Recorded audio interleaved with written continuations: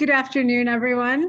My name is Namita Wagre. Thank you for joining AFSCME Virginia and our coalition as we talk about the current proposed collective bargaining ordinance and our responses to yesterday evening. I'd like to thank everyone that's joined us. I'd like to cover just a few very quick housekeeping notes. For those of you that are not speakers, can I ask you all to please be on mute?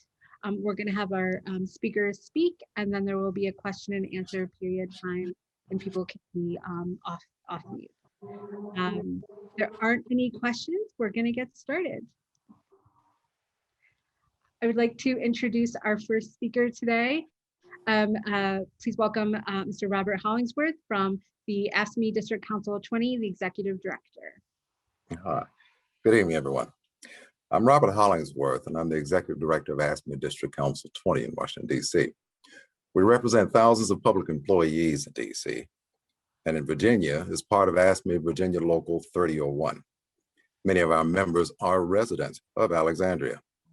And so we have a vested interest in securing a strong ordinance that reflects the true spirit of collective bargaining. So first, let me commend Mayor Wilson and the entire City Council for hearing us, its workers and its citizens, and decided to take more time to create a collective bargaining ordinance that is true collective bargaining in both spirit and letter. That means a broad scope of bargaining, including wages, benefits, working conditions, safety, equal access to promotions, and other work-related issues. Secondly, a fair grievance procedure that includes neutral arbitration.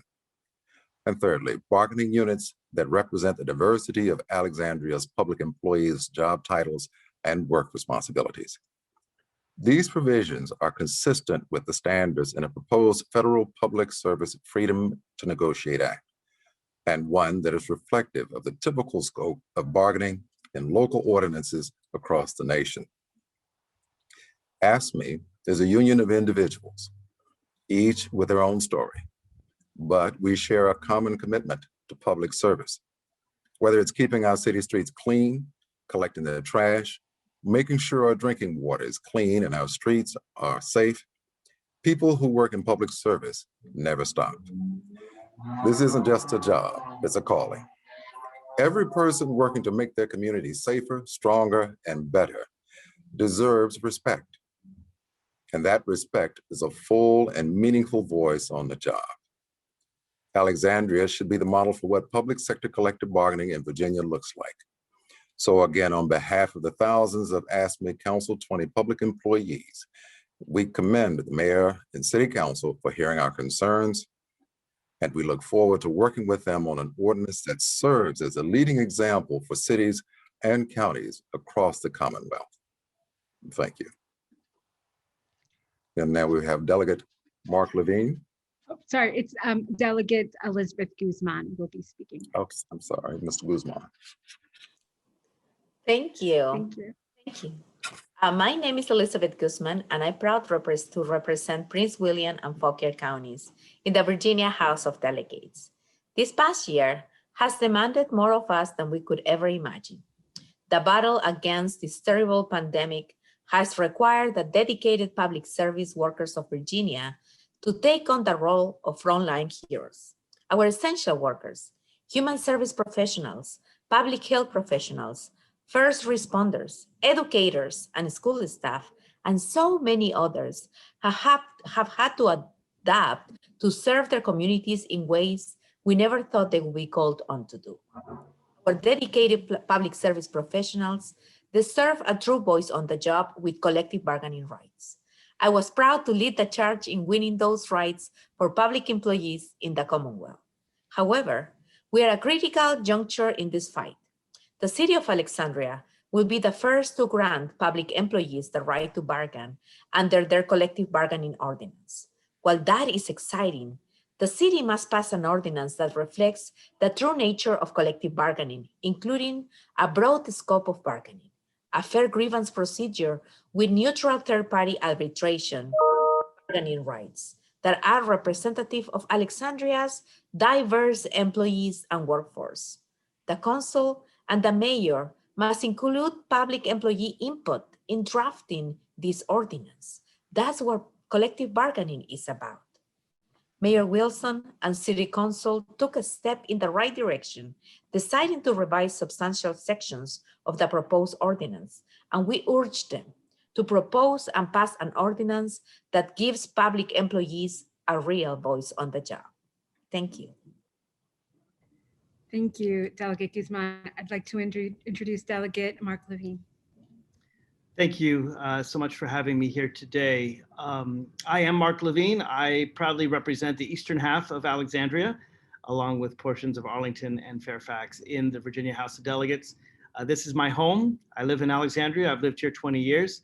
And I can tell you, or tell the press, or tell anyone who's listening, that Alexandria supports labor. We always have. The vast majority of the residents of the city of Alexandria support full collective bargaining, which is why I'm confident that the mayor and the city council will do the right thing here and approve a full collective bargaining agreement. The only reason why folks are allowed to do this, by the way, is because of the bill that I introduced and the bill that Delegate Guzman introduced that were incorporated together that became law in 2020. And although the Senate watered it down somewhat, that right is there. In fact, the original bill I introduced said you can collectively bargain, period. It's a pretty simple bill. The Senate said, no, the local government has to agree first. Okay, fine, challenge accepted. I am confident that the city of Alexandria believes in collective bargaining and will put forward a fair ordinance. Collective bargaining is not only about wages and benefits, as we've heard here.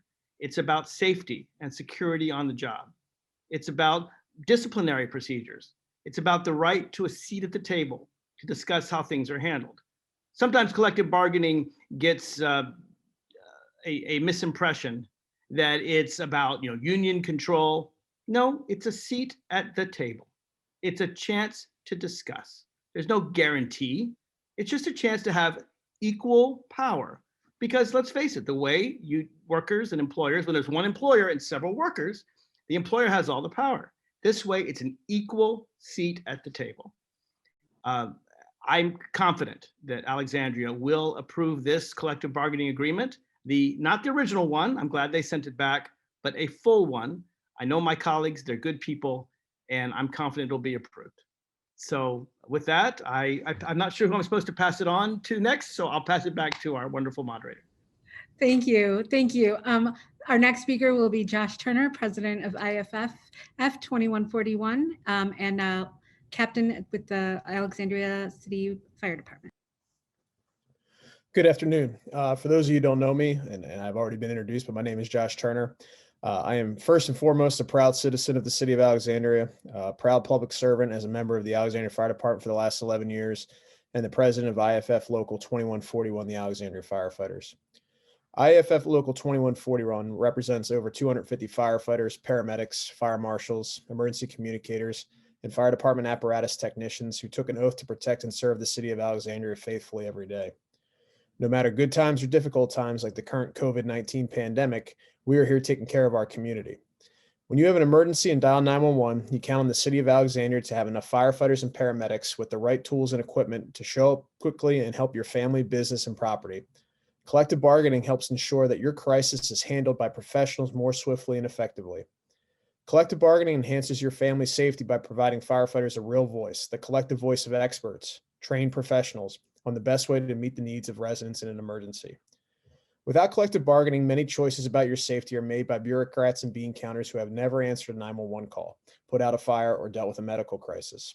They have little to no understanding of what it takes to save lives and property. The foundation of collective bargaining goes beyond discussions about wages and benefits and addresses the ways to better serve our neighborhoods. That means making sure we have the right number of firefighters and paramedics on duty who are strategically stationed in the right places and have with them the best safety tools and proper training that incorporates the latest life-saving techniques. Collective bargaining provides firefighters a greater voice on the direction of public safety in the city of Alexandria, and that will improve the quality of life for everyone who lives, works, or visits here. Collective bargaining allows for collaborative decision-making between the experts who deliver services and city administrators who oversee programs. This type of teamwork, frontline professionals working with managers, benefits all our residents. The current city proposal is so narrow and restricted to the process of collaborative problem solving that it would be counterproductive to the prospects of expanding the firefighter's voice.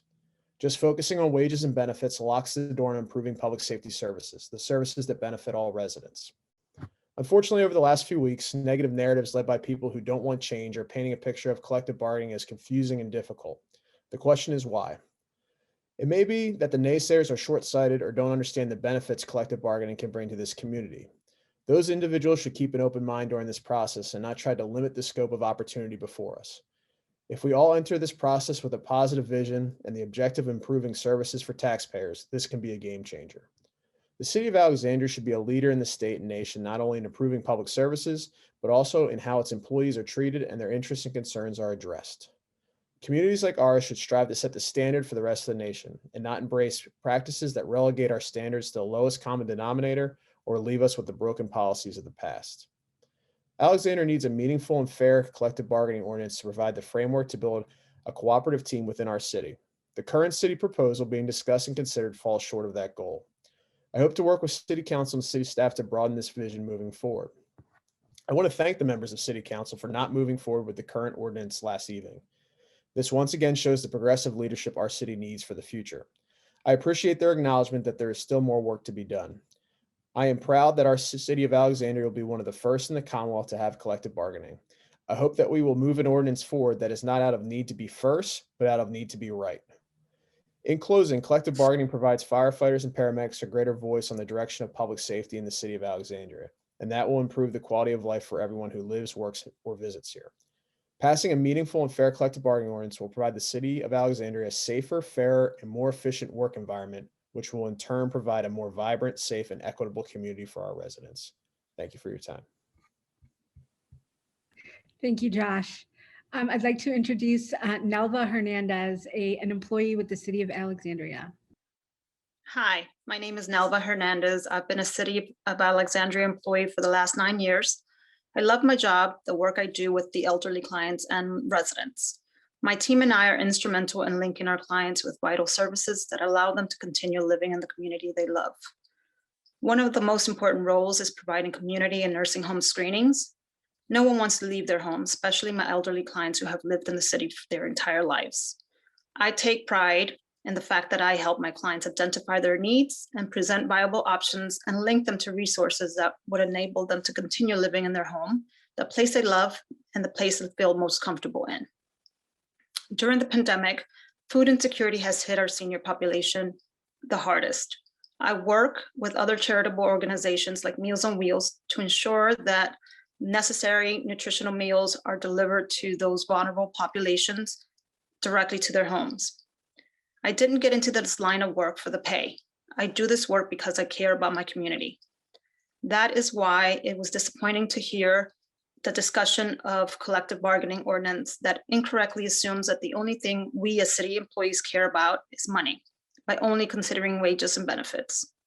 Although wages and benefits are important, I would like the ordinance to include a broad scope of bargaining that lets us negotiate workplace safety, health standards, job security, workplace protection against discrimination, and other issues. I'm asking the city to reconsider their current ordinance language because it silences us. My clients deserve our respect, compassion, understanding, and a voice in their care. In turn, I believe that as a city employee, I deserve the same, a real voice in the workplace through collective bargaining. Workplace issues like safety standards not only affect me, but also the clients I serve. If I can't raise concerns about health standards in my workplace, it not only puts me in danger, but it could also affect the vulnerable population I serve. I should be able to negotiate and address those concerns without fears of retaliation from management or having my input be dismissed. That is why I'm asking the City Council to revise the proposed ordinance. I urge City Council and Mayor Wilson to reject the current proposal and give City of Alexandria residents a true collective bargaining ordinance. Thank you for your time. I will now introduce our next speaker, City of Alexandria resident, Luis Velez Sr. Thank you, Nelva. Good afternoon. My name is Luis Velez. I'm a resident of Alexandria and an AFSCME member. I moved to Alexandria in 2017 after Hurricane Maria devastated Puerto Rico. I moved alone, but I was determined to make a better life for my family. My wife and children were still in Puerto Rico, and I relied on the people of Alexandria, especially public employees, to help me navigate. I was grateful for the city services like public transportation, the beautiful public parks, and of course the libraries. People I met on those early days are like my family now. I believe that every person working to make their community safer and stronger and better deserve respect. I have worked in public service my entire life, first in Puerto Rico as a water utility employee, and now for Arlington County as a stormwater inspector. As a person of color, public service has provided stability for me and for those I love. I am very proud to say that my son has chosen to also serve his community, keeping streets well maintained. The proposed ordinance will silence city employees' voices regarding the work they do and the services we as residents count on. I've come to love Alexandria. It's a vibrant, diverse city, and I'm proud to be part of this thriving community. We owe much of this to the dedicated Alexandria public employees. City Manager Jinks claims that Alexandria is a much smaller city than its neighboring municipalities, and an ordinance that includes more than wages and benefits is too complicated. I totally disagree. I think that the ability to negotiate over workplace issues, workplace safety, or being able to speak up without fear of retaliation are simple basic rights that all public employees deserve. Cities and towns across this country, much smaller than Alexandria, are thriving under collective bargaining ordinances that include workplace issues that are deeper than just wages and benefits. The city of Alexandria and its public employees deserve an ordinance that gives them a real voice on the job. I think public employees deserve an ordinance that is consistent with the standards in the proposed Federal Public Service Freedom to Negotiate Act. Every city employee deserves a full voice that includes a say on workplace safety, working conditions, and other issues. I urge the city council and the mayor to amend this ordinance and to include a broad scope of bargaining beyond wages and benefits, and that it includes a strong grievance procedure and a neutral third-party arbitration. And also bargaining units that reflect the diverse nature of our city employees and work responsibilities. I think that in closing, that Alexandria public employees deserve a real voice on the job and a strong collective bargaining ordinance. Thank you so much for your time. Thank you, Luis. Before I open it up to questions, I'd like to make sure that the speakers don't have any other comments they'd like to add. Okay, I can open it up for questions. Yes, I do. I have another comment. Oh, I'm sorry. Yes, go ahead. Yeah. You know, I've been a public worker with the District of Columbia government for nearly 24 years now. And I've always had the freedom to bargain with my employer over working conditions that affected me and my colleagues. Alexandria's public workers are no less than me. And they should have second and third tier rights. They're deserving of the dignity that comes with having full voice on the job and a fair process to resolve the complaints. These are fundamental things that are due every worker in America. So, you know, whether you're at Amazon or the city of Alexandria, you know, you can't support collective bargaining rights for workers for other employers, but not support those same rights for the workers that you employ. Actually, I'd like to say something as well, add something, if I may. We've seen this movie before. 2 years ago, I helped organize the Dash Bus Workers of Alexandria. It was technically a different thing because it was a nonprofit entity owned by the city. For firefighters, they needed this new law that I talked about to make it happen. But when it first started, there were those that argued that the Dash Bus Workers shouldn't organize.